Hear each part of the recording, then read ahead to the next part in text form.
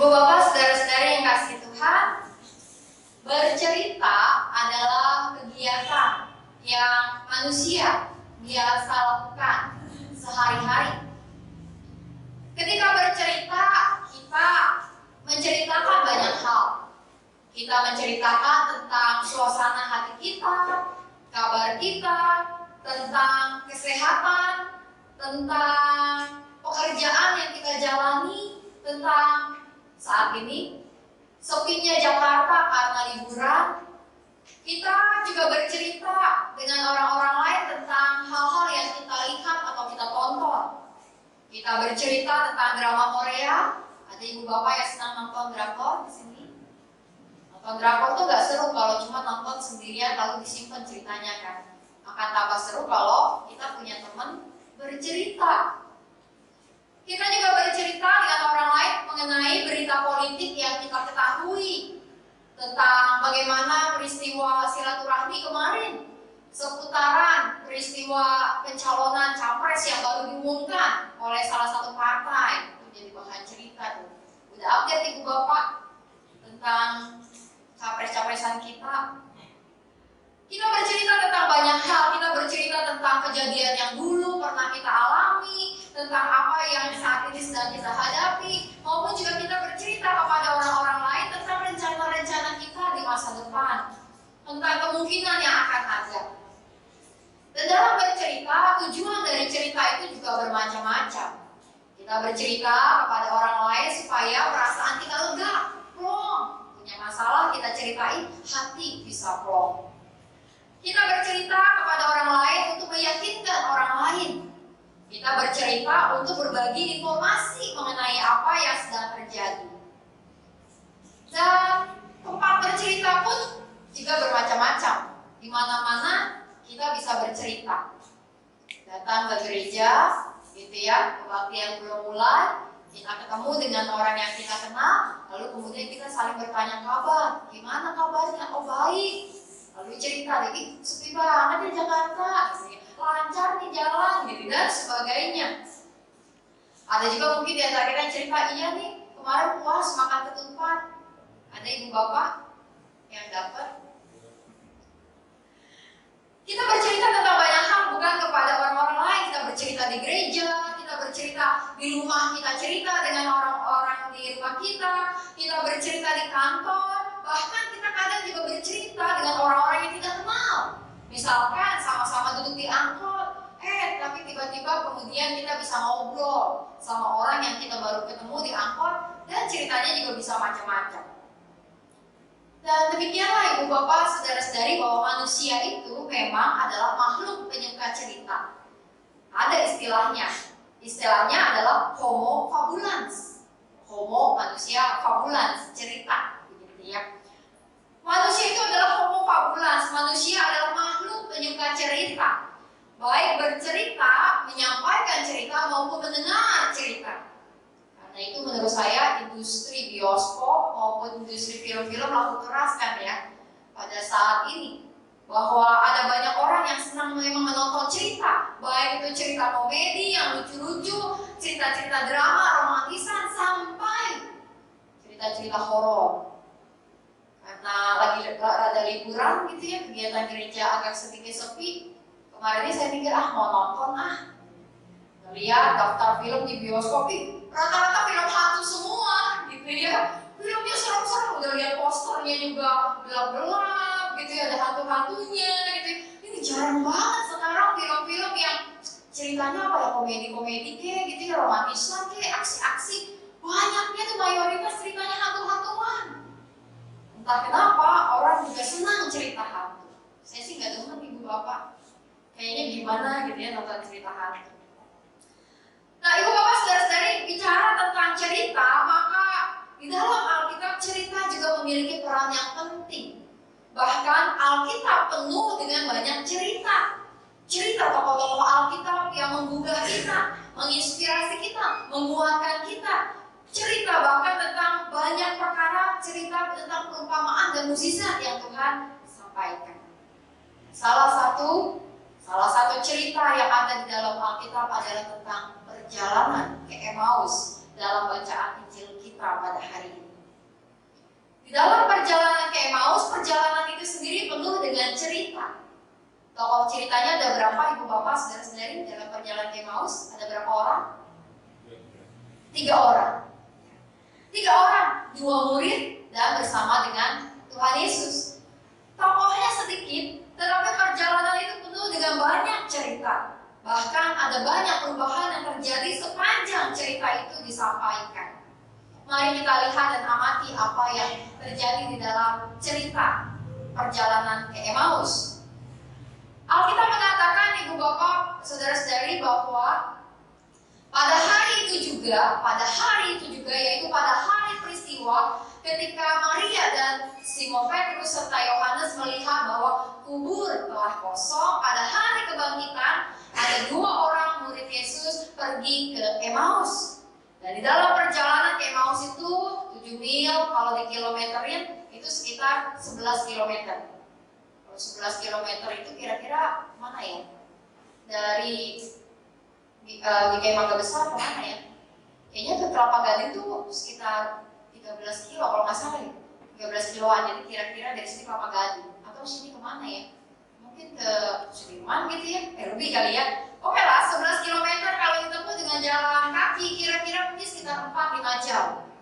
Ya, kalau jalannya jalan terus, lancar, tapi tentu istirahat juga gitu ya, minum dulu mungkin di jalan gitu ya, jadi mungkin lebih dari itu. Tapi demikianlah bahwa perjalanan selama berjam-jam dari Yerusalem menuju ke Emmaus, kedua murid itu sedang bercakap-cakap tentang segala sesuatu yang terjadi di Yerusalem, tentang apa yang terjadi pada Yesus. Dan kemudian kita mengatakan dalam ayatnya yang ke-15, tiba-tiba datanglah Yesus sendiri mendekati mereka. 2 murid ini sedang berjalan sambil bercerita tentang segala yang terjadi di Yerusalem, dan Yesus muncul berjalan bersama dengan mereka. Dan sinilah yang menariknya dari perjalanan di Emmaus. Kedua murid tidak mengenali Yesus, karena Alkitab mengatakan ada sesuatu yang menghalangi mata mereka, dan mereka menganggap Yesus sebagai orang asing. Dan ketika datang itu, Yesus kemudian tidak intervensi, langsung mengatakan, kalian lagi ngomongin saya loh, gitu ya. Atau tidak tiba-tiba datang gitu ya, semacam film hantu cinceng, gitu ya. Saya Yesus, gitu ya. Tidak. Ia datang dengan sederhana, berjalan bersama-sama, lalu bertanya pada mereka, apa yang kamu percakapkan sementara kamu berjalan? Mendengar pertanyaan itu, maka kedua murid menjadi muram dan heran. Masa dia nggak dengar nih, gitu ya, tentang apa yang heboh terjadi di Yerusalem? Dan disitulah ironisnya, mereka bercerita satu sama yang lain. 2 murid ini bercerita tentang Tuhan Yesus, namun ketika Tuhan Yesusnya datang, mereka tidak mengenali. Dan Tuhan Yesus kemudian tidak mengecam mereka dan menyalahkan mereka. Tuhan bertanya, apa itu? Apa cerita yang kalian sedang percakapkan? Dan kedua murid itu kemudian berbicara panjang tentang apa yang secara kronologisnya terjadi pada Yesus yang tadinya mereka harapkan menjadi seorang pembebas, menjadi juru selamat, menjadi Mesias, tetapi mati dan bahkan jenazahnya hilang. Ibu bapak, saudara-saudari kasih Tuhan, 2 murid itu dalam perjalanan ke Emmaus bercerita tentang cerita kematian. Cerita kematian Yesus yang tak mereka pahami. Mereka bercerita dengan kesedihan. Mereka bercerita dengan kekecewaan. Mereka bercerita dengan keputusasaan. Mereka bercerita satu dengan yang lainnya, bertukar pikiran, dan bahkan menceritakan kisah kesedihan itu kepada Tuhan. Karena mereka berpikir bahwa kematian adalah akhir dari cerita itu.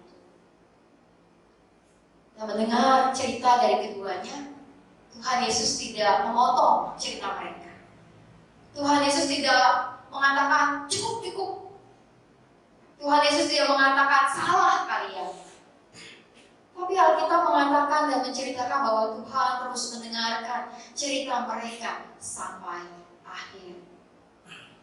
Tuhan Yesus memberikan kesempatan kepada kedua murid untuk mengungkapkan kesedihan dan kekecewaan mereka, mengungkapkan semua keputusasaan mereka, untuk membuat mereka menyampaikan perasaan dan pikiran mereka, membuat para murid merasa lega bahwa mereka telah didengarkan.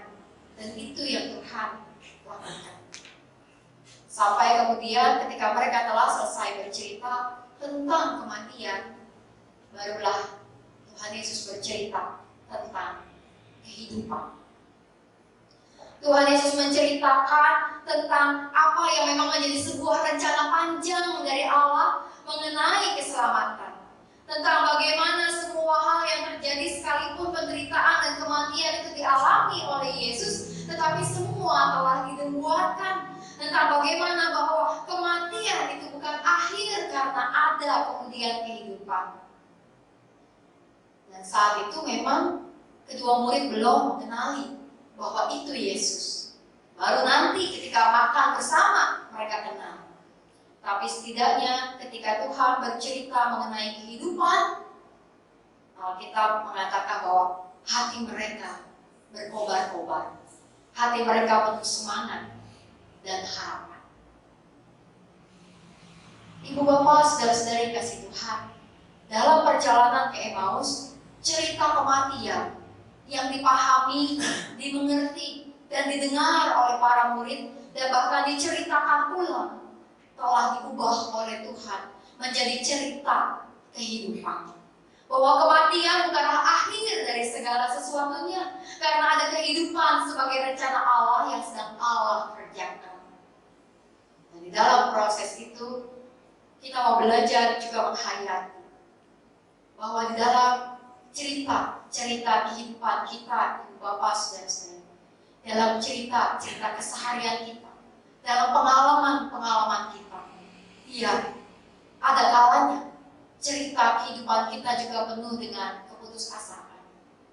Ketika kita mengalami sakit yang tak tersembuhkan, ketika kita mengalami konflik dalam kehidupan kita bersama keluarga yang tak juga kunjung selesai, ketika kita bergumul dengan pekerjaan kita yang rasanya melelahkan, ketika kita lelah bahkan dengan semua hal yang terjadi, bahkan tentang pelayanan kita, cerita dalam kehidupan kita bisa berisi kekecewaan, bisa berisi keputusasaan, bisa berisi kesedihan. Dan itu adalah cerita-cerita yang manusiawi.